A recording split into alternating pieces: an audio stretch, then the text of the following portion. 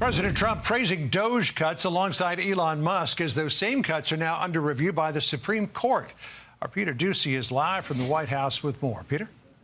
And John, as we watch this, we just saw possibly the most heated Social Security Administrator confirmation hearing ever. I would like that in writing, that you will lock Doge out of the Social Security databases. Will you furnish that in writing? I don't know what locked Doge out of the Social Security. It's got a pretty simple concept. When you lock somebody out, you stop them. There's lots of databases, but PII will not be exposed.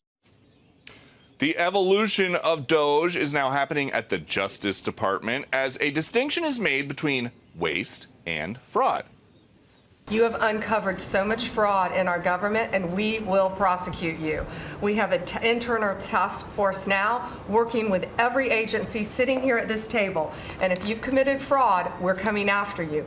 Thank you, Elon, for that. Small business loans are also now under a microscope by officials skeptical of entrepreneurial babies.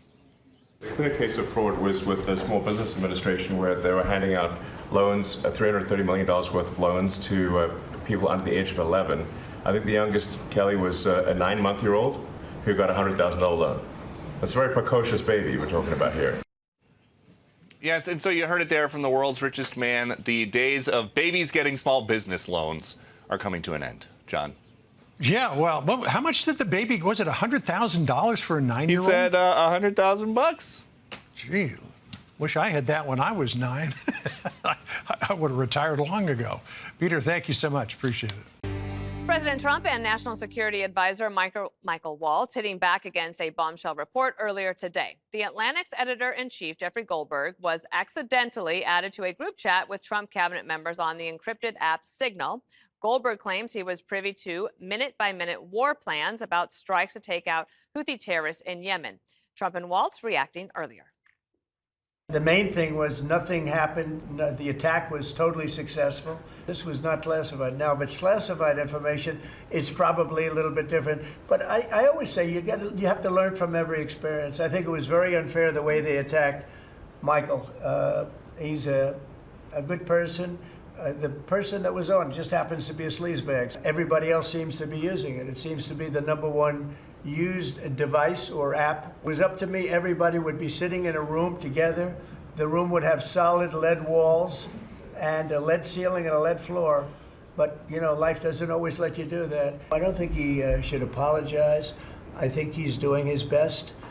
It's equipment and technology that's not perfect. I think the lesson is there's a lot of journalists in this city who have made big names for themselves, making up lies about this president. We've never met, don't know, never communicated with, and we are looking into and reviewing how the heck he got into this room. Meanwhile, Democrats and the media are demanding heads roll for the mishap. I was shocked, and I was without words. Texting war plans, it is something we've never quite seen before. So simple, so easy, so sloppy. Obviously reckless, obviously dangerous. It would be comical if it wasn't so serious and so dangerous. It's a completely reckless disregard for protocol. Just shocking. This sloppiness, this incompetence, this disrespect. It is so stunning and so incompetent and so dangerous. My guess is that this is probably the tip of the iceberg. What should happen here? Should we be saying lock them up? And even Hillary Clinton is fuming over the story, saying, "You've got to be kidding me." Jesse, I like the way the president handled it, because I think on something like this, just take it head on, deal with it, and say that obviously he's talked to everybody in the room, and maybe we need a new way to communicate in the government. Perhaps Elon Musk can help them with that. But I noted that somebody brought up yesterday, Eric Swalwell is calling on these guys to resign. I'm not sure if that's the best messenger after his troubles. They sleep with spies. They let spies drive them around. They keep classified documents in open garages while their crackhead son's compromised by the Chinese, and he's in and out of there with girlfriends at the dead of night. Okay. Nobody died except for terrorists. They accidentally put an American reporter on a group chat, and not a good reporter, Not our very own stupid son of a bitch, Peter Doocy. They put on the worst reporter in Washington. And he had the story for a week and then dropped it the day before. Basically, half the people on the group text testified. So you have that. But listen, it didn't look like anybody was two-faced on the text. Everybody was professional, thoughtful, America first. They were really wrestling with the question over why is the United States ensuring shipping for our allies that are screwing us on trade and not paying their NATO dues? Why are they getting a free ride? What are we getting in return? And that's really going to be the question that America has to ask ourselves in the next 50 years. But how do you get on the text? A staffer accidentally put him on the text. He wouldn't have sabotaged this and put this guy on the text on purpose, but they'll investigate it. I don't know. This is a very transparent administration, and I really like what the president said. He said we screwed up. Yeah. Won't happen again. It's not like they had 13 people die and say it was a success, or just blow open the border, get Americans killed, and call it the most secure border ever. But most importantly, Dana, I love the emoji game. American flag, fire, fist bump, good stuff. Richard, one thing about Goldberg is he waited, yes, until before the hearing, but he also didn't do anything to disrupt the operation or the possible sources and methods of the people who might have been helping inform us to get that done appropriately. I think that's right. And he also has not released, he hasn't released any screenshots. He's, said, I thought this was classified. I left the chat because I was unsure of what information I was receiving. He did report it. But I think that's sort of noble of him. And listen, I think that Mike Waltz might be a good guy. I can't, attest to his character. But I do believe that, this communication is indeed troubling, that you have a lot of our, top tier national security individuals on this chat, not sure who else is on this chat. And to the president's point, he prefers it to happen in a room that has lead walls and, the room that's more secure, that there is one of those. It's called the Situation Room, and this conversation could have happened there, or it could happen in a SCIF, right? A secure room. There's tons of them around Washington, D.C. Most of the buildings where these individuals manage their teams have a SCIF. They could have done this meeting in person at a SCIF. Beyond that, throughout our national security apparatus, there's tons of different vehicles for this type of secure communications to happen outside of Signal, which all of us have on our phones right now. So there's multiple different ways to do this conversation. So I think the reason why people are reacting the way they're reacting is because they chose a retail app that everybody has on their phone instead of many of the other avenues that exist as part of the federal government apparatus to have this conversation.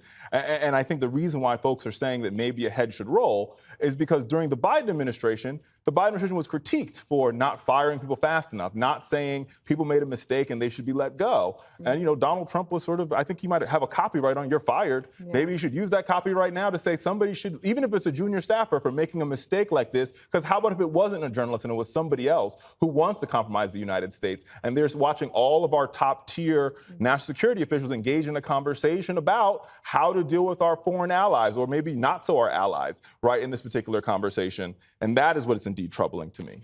Yeah, well, I guess if you're a junior staffer and you do this and you have a security clearance, it might jeopardize your job. Yeah. I take your point. It does jeopardize your job. Yeah, and you might not be promoted and on and on. So, Judge. Okay.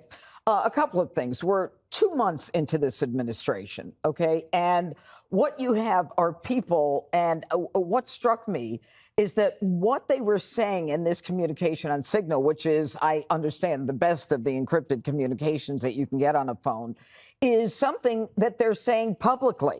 And I think that Americans should be comforted by that they aren't saying one thing to the public and then going back behind walls and saying something different. And it's what the president was saying. I mean, the president has been saying, the proxies have to go, the Houthis have to go, Iran is behind it. Everything that the president has been saying is what was in this communication. And they talked about how the Houthis are tying up the trade and making it almost impossible for not just Americans, but for the Europeans. But they were talking about when. not specific longitude and latitude and all that other stuff. And they were smart enough to say, if you read the article, that let's communicate on the high side, which meant that they recognized that when there were things that were classified, they had to communicate via another instrument. So in addition to that, you know, Trump is clearly, as you said, Dana, he's taking it seriously.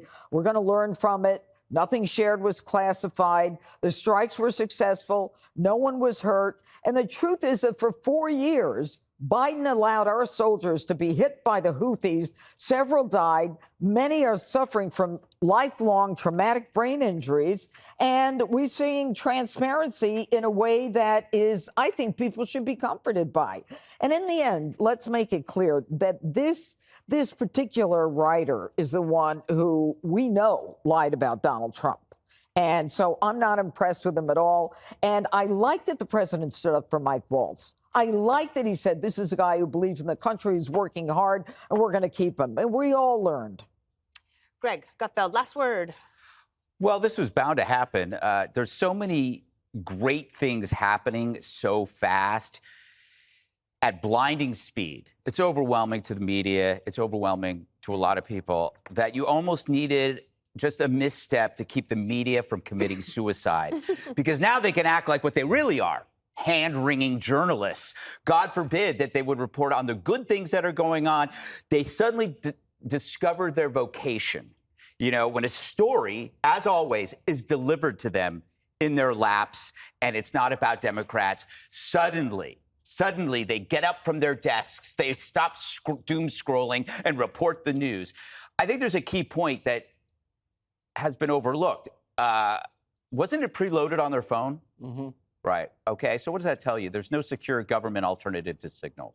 There isn't a way for a dozen people to talk on their own timeline, i.e. group chat, as we kids like to call it. Mm-hmm. That's secure. I mean, why is it on the phone? Trump said, yeah, in the perfect world, you'd have it in this, you know, separate room, but that doesn't exist if you have 12 people all over the place. But here's the bigger context. When you have the highest possible goal, your aim, and you choose to act on that aim, you incur a risk for error. That's how winners live their lives. But you can avoid that risk for error by doing nothing. Like what Biden did with the border. No act, no foul. Like it has been the bone of contention under Trump. They don't go after his aims because they fall in line with America's aims, so they go after the process. He's going too fast. It's too sloppy.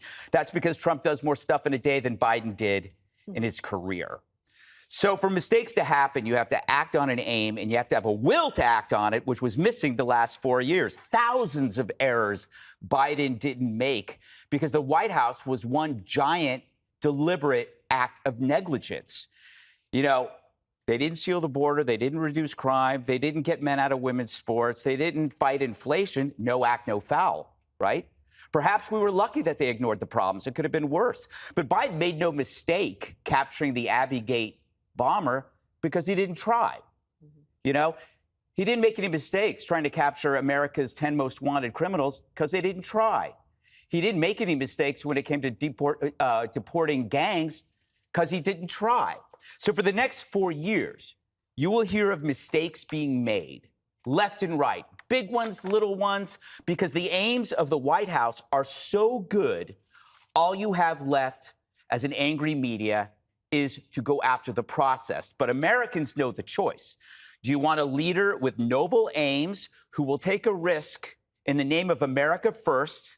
There might be some mistakes made. Or do you want a leader who did nothing but oversee the decline of a country, a charade that was collaborated on by the very outraged media that you're seeing now? What they did under Biden makes this Signal thing look like a pimple on an ant's ass. I would say they actually did do one thing. They caused inflation. Yes. By passing the so-called Inflation Reduction Act and adding the Green New Deal to it. Good point, which Dana. we are still paying for. Yeah. Joining us now, one of the principals who was on that Signal chat, National Security Advisor Mike Waltz. Advisor Waltz, thank you for joining us tonight. The president expressed complete confidence in you today and his entire cabinet, But how did a Trump-hating editor of The Atlantic end up on your Signal chat? You know, Laura, I'm not a conspiracy theorist, but of all the people out there, somehow this guy who has lied about the president, who has lied to Gold Star families, lied to their attorneys, and gone to Russia hoax, gone to just all kinds of links to lie and smear the president of the United States, and he's the one that somehow gets on somebody's contact and then gets sucked into this group. Is someone in your intel? Is someone in your intel team trying to cause trouble here? Because that's the scuttlebutt out there. Look, that we have people. We have people. No, look, this is a great group. The president has a great team. This is not first term. No, your team. I'm not talking about the other principals. No. These were principals and a couple of staff that were coordinating, as you saw, having a policy discussion as we went forward, and then just in the days before, what was an incredible strike. Not only did we take out people that the Biden team never could, that we took out headquarters, missile caches, and actually one of the leaders of the Houthi organization, we've since taken out several since. And, you know, that's what they don't want to talk about. They don't want to talk about the success here. They don't want to talk about the hostages getting released. They don't want to talk about the Black Sea ceasefire that we just put in place today as the president ends the largest land war in Europe, or the border, or the fact that Panama just kicked China out of the canal, and success after success after success. So they want to focus on this. It's embarrassing, yes. We're going to get to the bottom of it. I just talked to Elon on the way here. We've got the best technical minds looking at how this happened.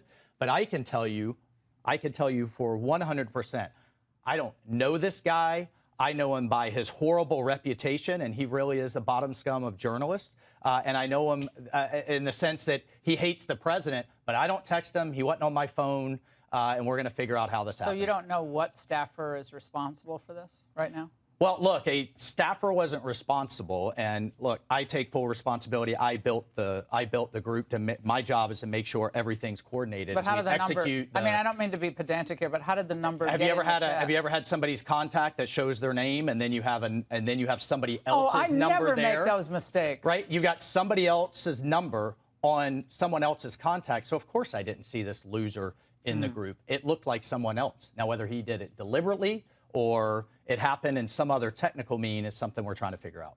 So your staffer did not put his contact information. No, but how did it end up in your phone? Well, that's what we're trying to figure out. Okay, but that's a pretty big problem. That's what we've got the best technical minds, right? That's disturbing. And that's where, I mean, I'm sure everybody out there has had a contact where it was said one person and then a different phone number. But you've never talked to him before, so how's the number on your phone? I mean, I'm not an expert in any of this, but it's just curious. How's the number on your phone? Well, if you have somebody else's contact and then somehow it gets someone sucked sent in, you that it gets contact. sucked in. Was there someone else supposed to be on the chat that wasn't on the chat that you thought was on the chat? So the person that I thought was on there was never on there. It was this Who guy. was that? What person? Well, I'm not. Look, okay. Laura, I take responsibility. I built the group. Okay. So but look, that's the part that we have to figure out, and that's the part that embarrassing, yes, but Pete and I are veterans. We know these operations. He has been an excellent Secretary of Defense, and this was an operation that, I mean, it amazes me. I guess the Democrats were fine to leave all the sea lanes shut down. We're fine to have destroyers fired on dozens of times by this terrorist group, and fine to have Iran keep supplying them missiles. That was okay. The president takes decisive action. And now we're seeing some real success in taking down their air defenses, opening the sea lanes, taking out their leadership. We don't want to talk about that. We want to talk about Mr. President, are you going to change any of the practices that your national security officials used after a reporter was inadvertently added to a group chat about attacks on Yemen?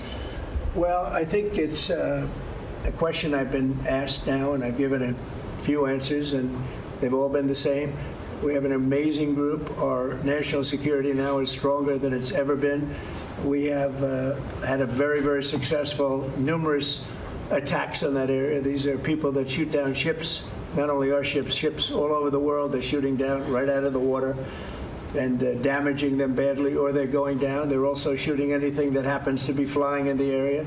We hit them very, very hard. There was no classified information, as I understand it. They used a a app, if you want to call it an app, that a lot of people use, a lot of people in government use, a lot of people in the media use. And I think I'll ask Mike. Mike is here. Do you want to respond to that, please? Yes, Mr. President. You asked about lessons. I think there's a lot of journalists in this city who have made big names for themselves, making up lies about this president, whether it's the Russia hoax or making up lies about Gold Star families. And this one in particular, I've never met, don't know, never communicated with, and we are looking into and reviewing how the heck he got into this room. But I'll tell you what, the world owes President Trump a favor. Under Biden, global shipping was shut down. Pinprick attacks, months between them, our destroyers being fired upon dozens of times. President Trump took decisive action with his national security team, took out the head missileer, knocked out missiles, knocked out headquarters, knocked out communication sites. And for once, as we hear, as you all hear from every one of our allies, thank God for American leadership again. Thank God for American strength. You're welcome. We had a national security team that was coordinating these efforts. As Director Radcliffe testified today, his first day on the job, he was introduced to this app on his government systems at the CIA and at the State Department and otherwise. So, look, this journalist, Mr. President, wants the world talking about more hoaxes and this kind of nonsense rather than the freedom that you're enabling. And a key part of our sovereignty is open sea lanes and knocking the crap out of terrorists, which is exactly what your team and Pete Hegseth, a good friend and fellow veteran, is leading the charge on, and it's an honor. We had a very, very successful, we had a very, very successful evening, and we've had numerous successful evenings and days in that area. The Houthis are absolutely on the run. The worst of them has been killed. This should have been done a long time ago by Biden, but Biden was an incompetent president. He couldn't do anything. He didn't know where he was going. He had no clue. This guy had no clue. This should have been done a long time ago. As they shoot missiles at ships, randomly shoot missiles at ships, and they make their own missiles. You know, this is not an incompetent group of people. They make their own missiles. They get the missiles also from Iran. It's an offshoot of Iran, another offshoot. You have Hamas, you have Hezbollah, you have the Houthis. You got a lot of stuff going on with Iran. And we sent a letter to Iran. You're going to have to be speaking to us one way or the other pretty soon, because we can't let this happen. But that's an app that a lot of people use. And somebody got on. I mean, happened to know the guy's a total sleazebag. The Atlantic is a failed magazine. Does very, very poorly. Nobody gives a damn about it. This gives it a little bit of a shot. And I will tell you this, that they've made up more stories.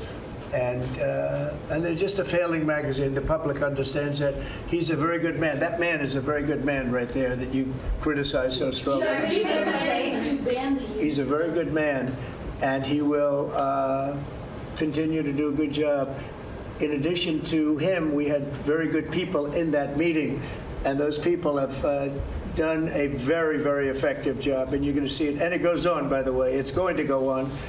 And I think the Houthis wish that it didn't happen, but that's what it's all about. We have to create a safe country, a safe world, and that's what we're doing. Do you worry that national security was put at risk, Mr. President? Of senior officials using signal. Do I plan to ban who? The use of signal to communicate from senior officials. Well, I don't know I don't know anything about signal. I wasn't involved in this, but I just heard about it, and I hear it's used by a lot of groups. It's used by the media a lot.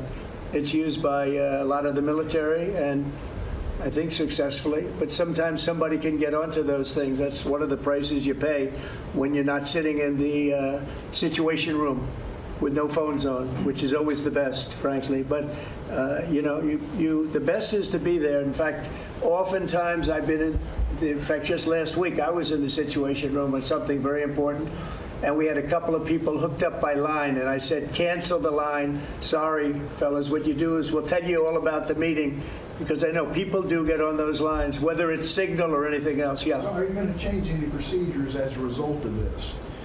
Well, I mean, look, we look at everything, and they've made a big deal out of this because we've had 2 perfect months. We are bringing in business. We have another one announced tomorrow, a big one, very big. Like in the history of our country, nobody's ever seen anything like it. And I think probably a lot of people are saying they started by saying it was the greatest first month that a president has ever had, and I think that's true. And now they say it's the best second month, and they had to find something. And this certainly will look at this. But the main thing was nothing happened. The attack was totally successful.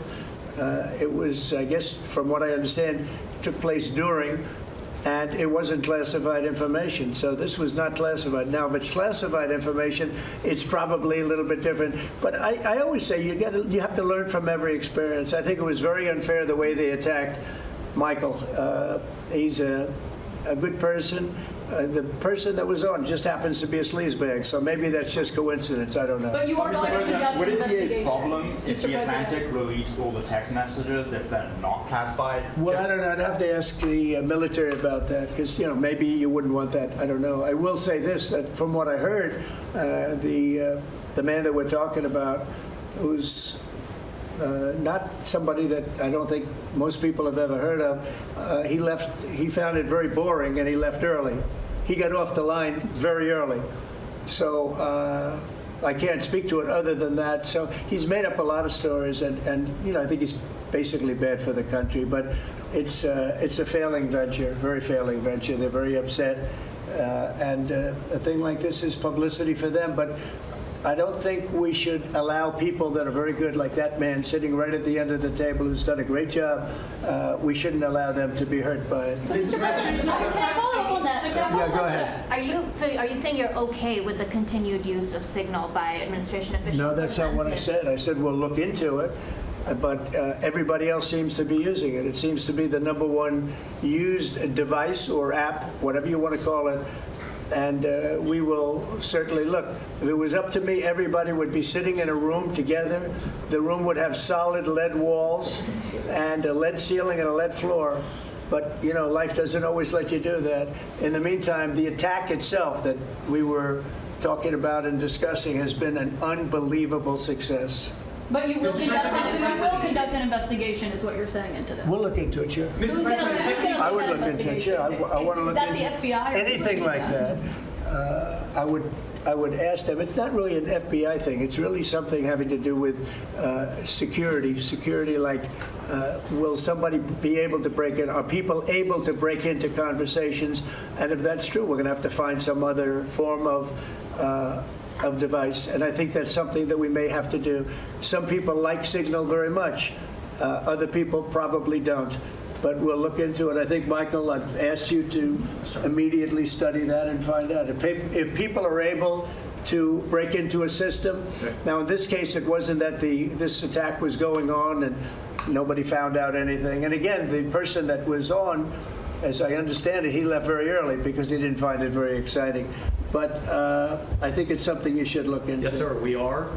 We have our technical experts looking at it. We have our legal teams looking at it. And of course, we're going to keep everything as secure as possible. No one in your national security team would ever put anyone in danger. And as you've said, and we've repeatedly said, the attack was phenomenal and it's ongoing. But the media wants to talk about everything else except for the hostages you're getting out of the Middle East, Iran on its back foot, sea lanes getting reopened, peace in Europe. As we just saw today with the Black Sea ceasefire, we were just on with Steve Witkoff, myself, our team in Saudi Arabia. They want to talk about all this other stuff except for your amazing successes and the successes of your team. Let's bring in Connecticut Democratic Congressman and Ranking Member of the House Intelligence Committee, Jim Himes, to join us now. Congressman, thanks for being with us. I know you sit on the opposite side of the aisle of everyone who is involved in this story. So as you read it today and as you go to look into it tomorrow, what are your thoughts? Well, Will, let's start on a point where we agree, which is that this is a serious mistake. You agree with that. The problem with mistakes when bombs are flying and pilots are piloting F-18s and F-35s over dangerous territory is that a mistake gets people killed. I think we can agree on that. Now, call me old-fashioned, but when I was a kid growing up, when you made a mistake, the first thing you did was you said sorry. The second thing you did is you did the work to make sure that it never happens again. In the old America, where we did those sorts of things and stood up for the people that you just did a segment on Medal of Honor winners, you know what you don't do? You don't come out and trash Jeffrey Goldberg, without whose work we would not even know about this mistake that Congress should be doing a little bit of oversight on. Stop right there if you wouldn't mind, please. Let's have a back and forth. We agree it's a mistake. On that, we agree. You inserted the word serious. And that is the weight of this debate. That is the weight of this argument. For the first time in 2 months, Democrats get to be on the front foot. I'm sure you're excited. You get to attack in a unified way against a mistake made by Republicans. So what you're doing is you're ramping up the hyperbolic response to this by calling it a serious mistake. You even now just invoked that men could get killed. There's nothing in this that suggests that to be true. What you just said, there's nothing. There is zero evidence to say that could be true. The information that was shared that you're pointing at was at 11:44. We know that an attack took place within minutes of that. Minutes. And so he was getting, inappropriately, real-time updates. I agree with you. Inappropriate mistake that needs to be rectified, and Trump and Waltz also thought so and just said so. But that was not a serious mistake putting American lives into jeopardy, and I think that your side is doing this to score political points, the first political points they've been able to accomplish in 2 months. Well, what we're talking about here, and I've spent a decade now watching how our intelligence community communicates with the warfighter. So I am not going to listen to you tell me that this is about a partisan advantage. It is a mistake, and yes, it's a very serious mistake. Because if you make a mistake in Social Security and grandma doesn't get a phone call through, that's bad. But there is not zero risk that our young men and women in uniform, the ones who flew those F-35s and F-18s, Congressman, how was an American life put into jeopardy? We will find Congressman, out. how? Because Fine, you've made a claim. Tell me how an American life was put into jeopardy. Because in an insecure channel, in what was acknowledged as a mistake before, whether it was a day or 2 hours or 5 hours, in a signal chat that we know. Do you want an answer to your question? In a signal chat that we know that the Russians could intercept, they might have told the Houthis in an hour. And in half an hour, they're moving their anti-aircraft stuff around. It is by the grace of God that we don't have dead pilots or sunken ships right now. And I will tell you, whether it's a big mistake or a small mistake, to then go and attack Jeffrey Goldberg, without whom we wouldn't even know about this mistake, it's got to make including Jeffrey Goldberg was the mistake. Including Jeffrey Goldberg was the mistake. And get any military officer on your show right now, Will. Get any military officer serving right now, any intelligence officer, and they will tell you that Jeffrey Goldberg was the cherry on top of using an insecure channel in advance to discuss military plans. I'm not going to argue, Congressman. I'm not going to argue. I'm not going to argue that no mistake was made. And I'm not going to argue that Signal is the perfectly appropriate app to have this conversation. What I am going to argue with you is that you are hyperbolically taking this over the top, yes, absolutely for partisan points, in order to score in the first time in 2 months. Don't do it on Signal. I agree. Don't do it on Signal. Well, but nobody's live. You know what? Here's the CIA thing. director. You are the one who is making this into a partisan issue. And we are talking about the lives of our young men and women. And it makes me want to throw up to hear you turn this into a partisan issue when we are talking about the lives of our airmen and Marines and sailors. You just need to stop this. You cannot run a segment cheering Medal of Honor winners, many of whom win posthumously, and tell me that this mistake is about partisan advantage. It is. And I can run that segment, and I'm doing it with you right now, and I'll tell you something else. This isn't an administration that watched as 13 Marines died or spilled secrets to the Chinese Communist Party or did any of the other things that we just watched. It's hard to take you seriously, or that Jeffrey Goldberg is the hero in this story, when what you're positing is a hypothetical, and a hypothetical that will be rectified.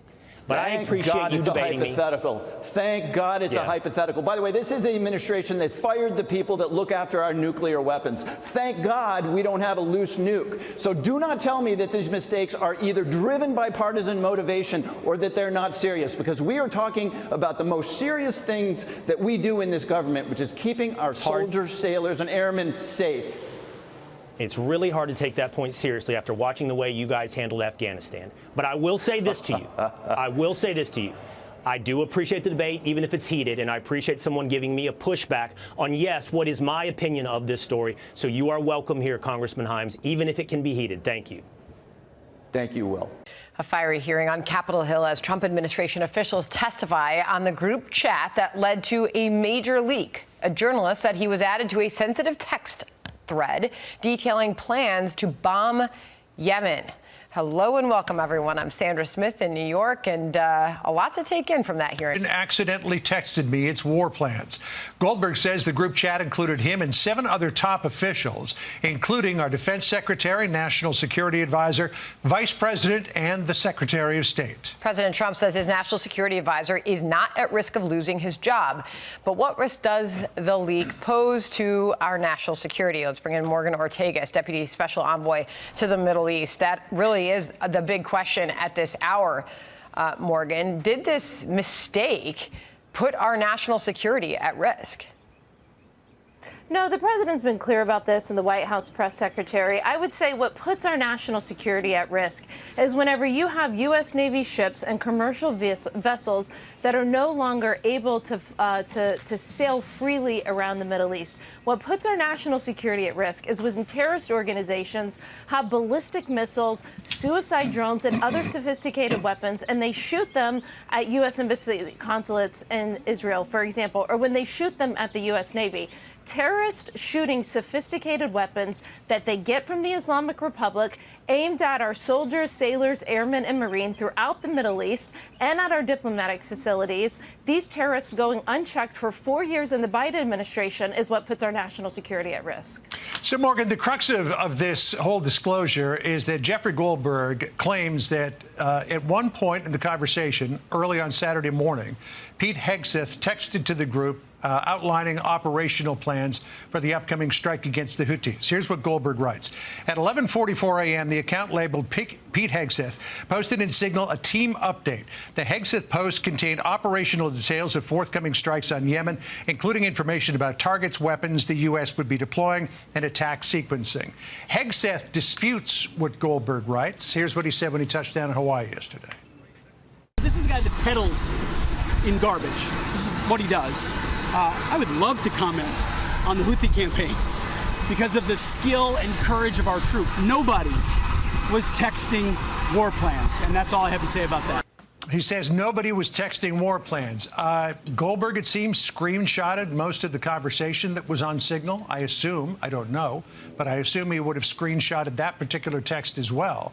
I mean, even if he released a heavily redacted version of it, you could at least see the outlines of it, but he hasn't taken that step yet. I think what matters here is that the President of the United States has confidence in his national security team. This is a very experienced national security team. This is a team, again, that from day one, when you look at what was the President's day 2 action, and that was to reverse what the Biden administration did, which is to take the Houthis off of the foreign terrorist organization list, and the Trump administration, day 2, we put them back on. What did we immediately do in the first few weeks of the Trump administration? We put Iran on notice. We put Iran back in the max pressure economic campaign policy. So this is a team, listen, we were handed dumpsters on fire by the Biden administration. We have hot wars around the world. We have chaos that we inherited around the world. So what did we have to do? We had to come in and we had to restore global order.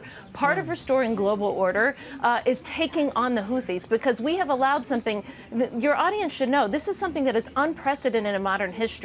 After 9/11, we said that we would never allow a terrorist organization to do what the Biden administration allowed the Houthis to do, to shoot ballistic missiles and killer drones at our embassies, at our diplomats, at our sailors, at our ships, at commercial vessels. And so we are restoring deterrence in the Middle East. Our team is focused on that. Everything else is a distraction. What everybody should be focused on is, are we going after to try to terrorize Lebanon and try to terrorize Israel and America again? That is what this national security team is focused on. So everybody can spend their time talking about signal chats and texts. I'm focused on killing terrorists. Should that ever happen again? A journalist accidentally being added to a text chain involving our national security? Yeah, probably not. Yeah, I think that's the question at this hour, and I think a Democrat brought it up in that hearing room, Morgan, just simply saying it'd be nice to hear from the administration. This was a bad mistake. It should never be made again. And I think that's also why there's questions whether or not there's room for a mistake. Should anybody lose their job as a result of this, from your view? The president's already said that he has confidence in his national security team. I would sort of dispute that a little because the NSC answered reporter inquiries right away yesterday morning and verified the authenticity of the chat. And so the NSC did take that on right away. But what I would say is, again, what we're focused on is actually defeating terrorists. We're on about day 11 of the campaign against the Houthis. Remember that the Biden administration only had reactionary pinprick attacks against the Houthis. This was very reactionary in nature against the Houthis. We are now restoring deterrence. We're on day 11. The Biden administration would do these pinpoint attacks where they would essentially hit something unconsequential for the Houthis. We are doing 24/7 strikes. That's what I want the audience to understand. This is 24/7, 7 days a week. We're on about day 11. The pace, the intensity, the timing, the tempo of the United States taking on these Houthi terrorists is unlike anything that we have seen recently in the Middle East, and certainly unlike anything that the Houthis have seen. So it's important for America to know that we are not going to tolerate terrorists shooting ballistic missiles at our U.S. Navy ships, at our embassy facilities, and the national security team is focused on that. We're focused on restoring deterrence around the world. We're focusing on making sure that Hamas, working with Israel to make sure that Hamas doesn't come back in Gaza, that Hezbollah doesn't come back in Lebanon. But ultimately, this all gets back to the Islamic Republic of Iran. And this president had put them on notice that they're not going to obtain a nuclear weapon and that they're not going to embolden these terrorist organizations under his watch. It's a new day, and that's what me and our entire national security team from the president on down are focused on. In terms of whether any heads might roll as a result of this, there was a lot of speculation as to whether or not Michael Waltz would survive, since he was the one who inadvertently appeared to invite Jeffrey Goldberg to the group. This is what the president told NBC News, quote, "Michael Waltz has learned a lesson and he's a good man." Suffice it to say that anytime there is a signal text chain being organized, they will very carefully vet the people who are on it?